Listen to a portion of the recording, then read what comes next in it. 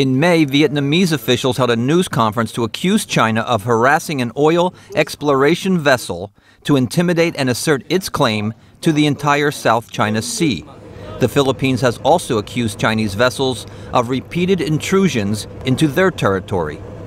Symbolic protests against China followed. In Hanoi, a small group of demonstrators denounced China, and lawmakers from the Philippines, including Congressman Walden Bello, traveled to an island in the disputed region to protest China's claim.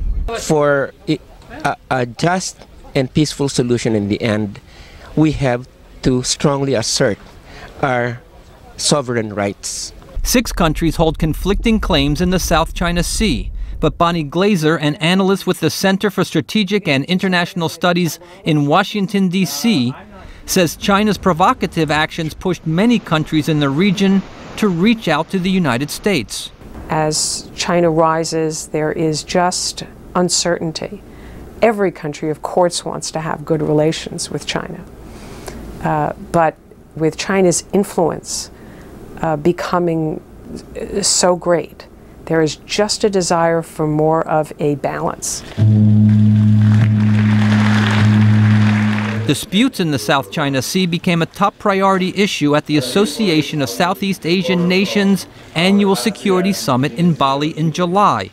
ASEAN chairman and Indonesian Foreign Minister Marty Natalegawa made developing a code of conduct with China a major focus. There has been a heightened concern and heightened tensions even on the South China Sea in recent weeks. But the difference between now and perhaps last year is that that concern, that attention is being channeled hopefully to a problem-solving outlook. After intense talks, there was a breakthrough of sorts. China, which insists that these disputes be handled bilaterally, agreed to guidelines that would lead to a code of conduct for settling disputes.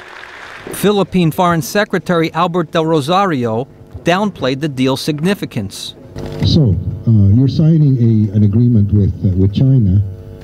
It's supposed to be a code of conduct, but China is saying, on the other hand, that they own everything.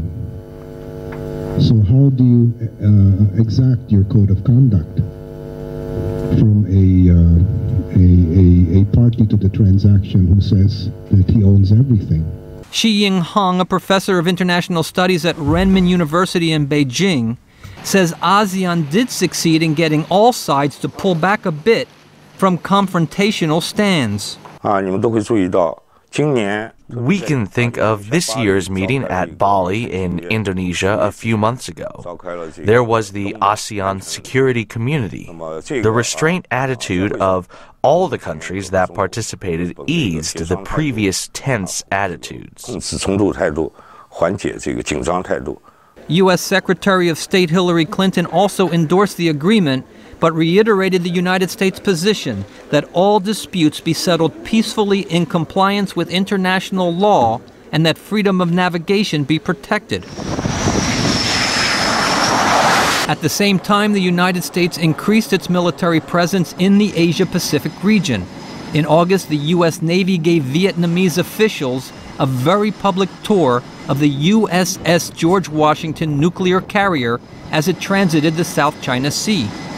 While during November's East Asia Summit, the U.S., China, and ASEAN heads of state publicly emphasized cooperation, behind closed doors, the story was different. Most Southeast Asian leaders opposed China's bilateral position and supported multilateral efforts to develop a code of conduct.